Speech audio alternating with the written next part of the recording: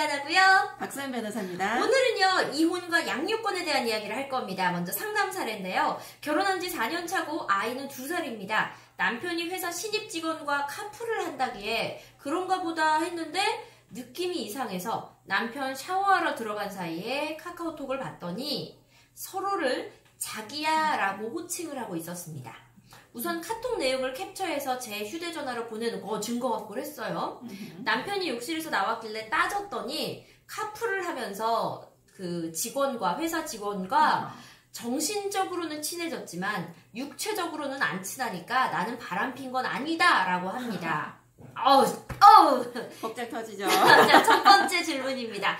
이혼을 하고 싶은데요. 남편은 정신적 바람은 바람이 아니라면서 협의 이혼은 거부합니다. 서로를 자기야라고 칭하고 같이 밥 먹고 같이 커피 마시고 같이 차 타고 다닌 건 바람이 아닌가요? 제가 재판상으로 이걸 이유로 이혼을 청구할 수는 없나요? 라는 질문이에요. 민법상 재판상 이혼 사유에서 첫 번째로 꼽고 있는 게 바로 배우자의 부정한 행위가 있었을 때, 근데 여기서 부정한 행위라는 게 간통 수준까지 가는, 그야말로 육체적인 행위까지도 가는 것까지를 말하느냐, 꼭 거기에 한정되느냐 하면 그건 아니에요. 이 부정행위라는 거는 이성에 대해서, 내 배우자를 두고 다른 이성에 대해서 하는 일체의 부적절한 행위를 다 얘기를 하는 거예요. 그렇기 때문에 자기야라고 부른다든지 여보라고 부른다든지 뭐 포옹을 한다든지 다 포함됩니다. 이 사례에서 남편은 부정한 행위를 한 게 맞아요. 자기야라고 한 게요? 그럼요. 그리고 카풀이라고 하면서 그걸 핑계대고 같이 다니면서 밥도 먹고 차도 마시고 이거 역시 다른 이성을 상대로 이성으로 보고 하는 행동이잖아요. 데이트를 한 거잖아요. 그쵸. 부정행위가 맞죠. 그러면 재판상 이혼을 청구할 수 있는 건가요? 그렇죠. 여자는 재판상 이혼을 청구할 수 있습니다. 자, 두 번째 질문입니다. 아이가 아직 2살인데요. 제가 키워야 하거든요. 그런데 저는 전업주부라서 친권과 양육권을 가져올 수 없다는 얘기를 들었습니다. 남편에게 잘못이 있어도 제가 아이를 키울 수 없나요? 아닙니다. 그건 아니고요.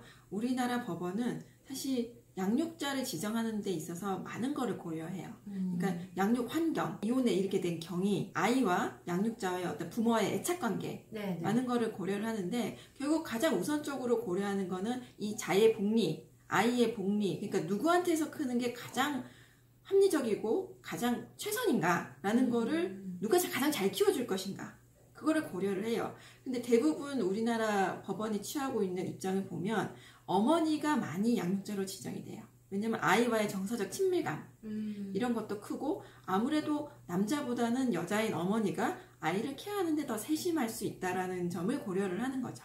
그래서 제가 짐작하기로는 거의 80% 정도는 어머니가 양육권을 가져가는데, 최근에 있어서는 아버지도 구체적인 사정을 보고 아버지가 훨씬 더 아이의 정서적인 면이라든지 환경적인 면에서 더 훌륭하다 하면 아버지한테 가는 경우도 이제 좀 생기고 있어요. 자, 그럼 지금 어머니한테 간다고 치면 엄마가 주부잖아요. 그렇죠. 그러면은 뭐 양육비 같은 걸 받을 수 있나요? 그럼요. 우리나라 법원에 양육비 기준표가 있어요.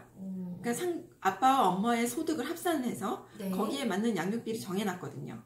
그래서 엄마가 경제적인 능력이 없다 하더라도 양육비를 받아서 아이를 키울 수 있고, 이런 경우도 있어요. 만약에 이혼을 해서 엄마가 집을 나가야 된다, 남편 집이기 때문에. 그러면은 아이의 양육을 위해서 남편이 집을 나가고 엄마는 계속 그 집에 살면서 아이를 키우게 해주는 그런 조정도 이루어지고 있어요, 실제로는.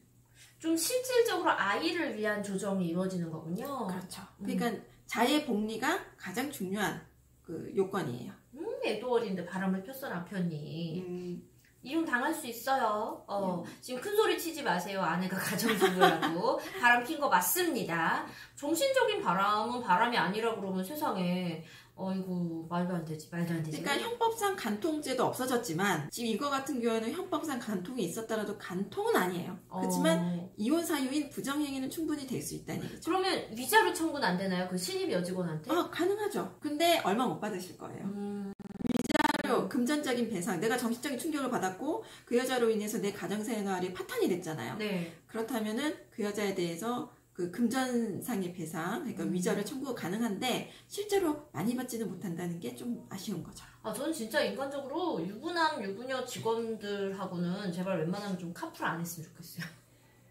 이 카풀이 은근히 이혼 사례 많이 나오더라니까요, 여러분. 서로 조심합시다 좀. 그 싹을 잘라야 돼. 오해받을 거는 내지는 문제의 소지가 있는 건 하지 맙시다. 맞아. 밀폐된 공간이잖아요, 차도.